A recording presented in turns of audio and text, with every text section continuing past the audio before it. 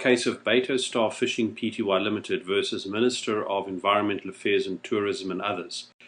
I'm not going to go into the facts of this particular case, but what I am going to do is go right into the key principles that the Constitutional Court dealt with in this particular case.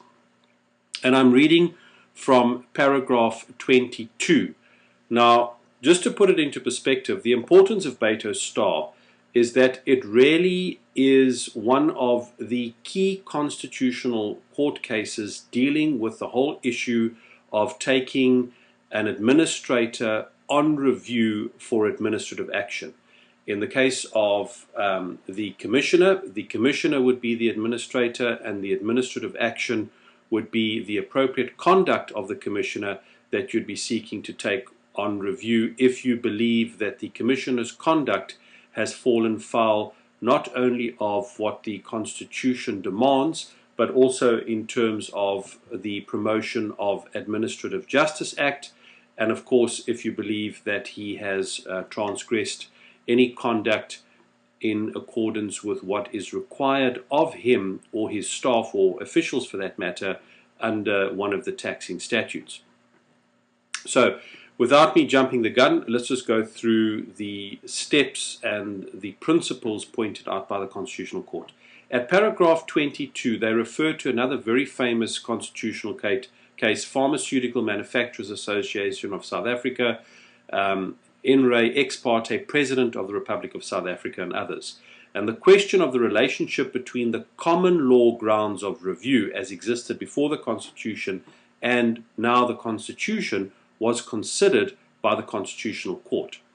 A unanimous Constitutional Court held that under our new constitutional order, the control of public power, in other words of the Commissioner's power, is always a constitutional matter.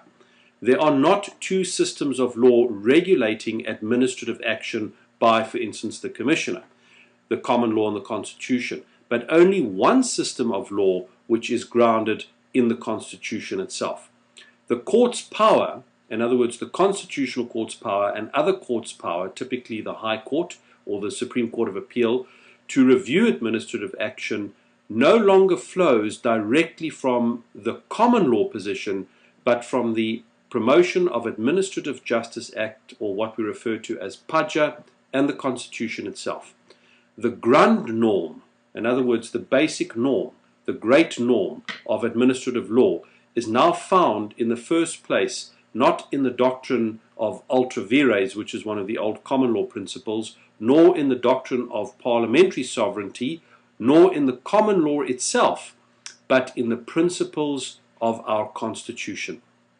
The common law informs the provisions of PAJA and the Constitution and derives its force from the Constitution itself. So in other words, one must still consider that the common law can develop out of the Constitution insofar as the courts are given the powers to interpret. And you'll see that when we get to deal with other cases such as Gray's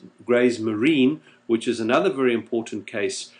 which deals more specifically with what is meant by administrative action. Administrative action is not really dealt with in this particular case because it was not an issue and everybody accepted what was being tested here and what was being taken on review was accepted as being administrative action. But what is administrative action is often a contentious point. The extent to which the common law remains relevant to administrative review will have to be developed on a case-by-case basis as the courts interpret and apply the provisions of PAJA and the Constitution. So the court left open the question of a development of the principles that emanate from the Constitution into the creation of the Promotion of Administrative Justice Act, and that the common law may then, of course, apply in developing what needs to be developed on a case-by-case basis by the courts in respect of what is considered now to be administrative review as born out of the Constitution and given the light of day through the Promotion of Administrative Justice Act. Now, the key provision in the Constitution which gives effect to all of this is Section 33, which says, And this is a fundamental section. This section is more fundamental than what is set out in the Promotion of Administrative Justice Act. So this is what gives rise and gives birth to Paja. So if there's any issue that you may, for instance, end up having an issue with Paja, and the way in which you would attack Paja, or say that Paja is maybe too restrictive on the basis that its definition of administrative action might be too narrow, you would do so by taking it back to the Constitution and saying that Paja actually transgresses what was required by the Constitution. And here Section 33 in the Constitution says, everyone has the right to administrative action that is lawful, reasonable, and procedurally fair. Everyone whose rights have been adversely affected by administrative action has the right to be given written reasons. National legislation must be enacted to give effect to these rights and must provide for the review of administrative action by a court or, where appropriate, an independent and impartial tribunal. Impose a duty on the state to give effect to the rights in question, or the subsections 1 and 2 above, and to promote an efficient administration. So these few words have now been developed into this far more extensive and elaborate piece of legislation called Paja, which now takes it and unpacks it in a lot more detail. And what then happens in this particular judgment, they then go to the guts of Paja, which is Section 6, identifies the circumstances in which the review of administrative action may take place. And of course, it lists the various situations that may come into play, such as you may take on judicial review where the administrator, or in this case the commissioner, who has the power to take a particular decision, was not authorized to do so by an empowering provision. So the commissioner must be in a position where he can in fact draw his entitlement to do something from an empowering position. And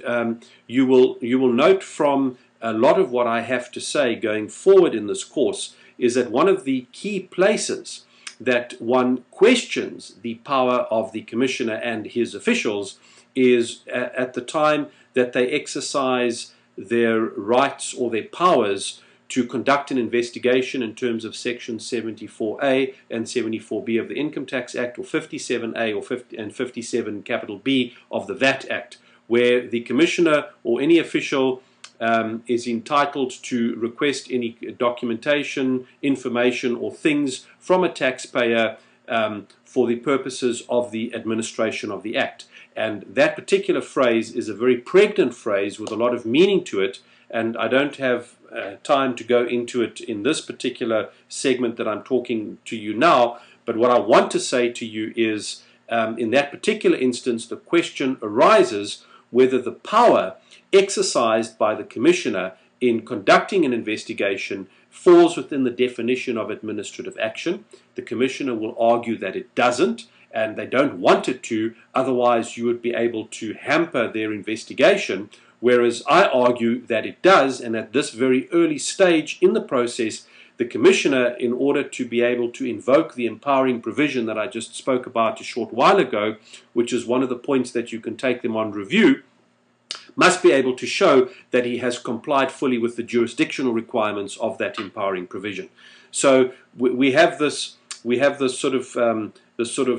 contrast here that takes place. On the one hand, commissioners saying this is too early for administrative action. Administrative action only happens when I actually raise the revised assessment, and I'm saying, well, we need to be able to question the commissioner's conduct much sooner than that. And anyway, Bato Star is very important to really point out that the whole development of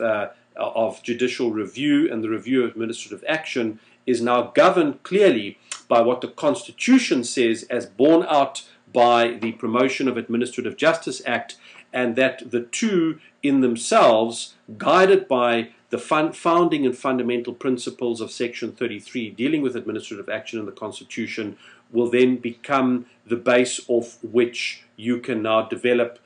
common law going forward on a case-by-case basis.